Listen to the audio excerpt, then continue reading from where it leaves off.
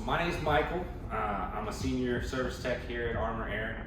I'm also the one that's actually training our apprenticeship program. We're back here in my training lab for my students, going over a couple different issues that are common issues that we come across in the field.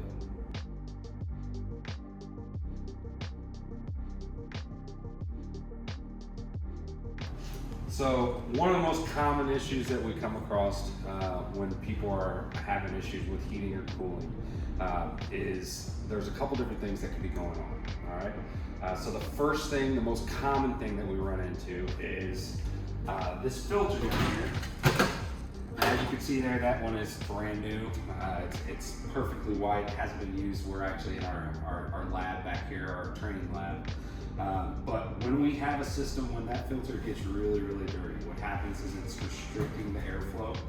So we're not pushing enough air throughout the home because it's stopping it with that dirty filter, which that's probably the most common issue with why your system's not heating or cooling. Another common thing that we come across when we're out in the field, especially in the heating season, is there's a couple things that when we come out for periodic maintenance that we make sure that we clean up for you or we take care of for you.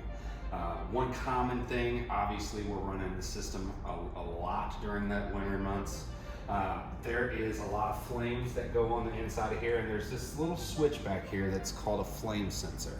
What that does is it actually senses the flame, and if that starts getting corroded, all that soot that's coming off of those flames, if we don't get that cleaned up, it can cause you a loss of heating in those heating months.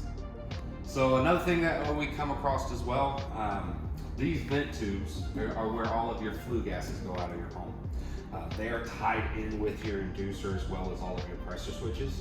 Occasionally we do get some issues where we see lead bits or anything like that can get stuck inside of these vacuum hoses and keep these pressure switches from coming on, shutting off or turning back on.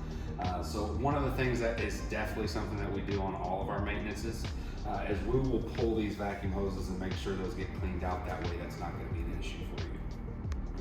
So another common problem that we come across in the industry, this is a heat pump. I've got a couple ACs and a heat pumps in my lab back here. We come out to these calls and the purpose of these systems is to remove heat from the home. How we do that is we're blowing a fan inside by an evaporator that's filled with cold refrigerant. On the outside of the home, that same refrigerant's coming out here, and the purpose of this fan is to remove the heat out of that refrigerant.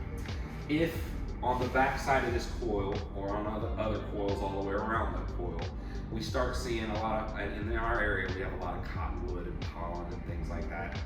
If we start seeing a lot of that on this outdoor coil, we're restricting the airflow just like we would with the filter on the furnace, and it's not able to pull that heat out of the home accurately. A good rinse down should be able to get you up and running properly. We've covered a lot of the common things that go wrong with these systems, but there are multiple different issues that can go wrong with these systems.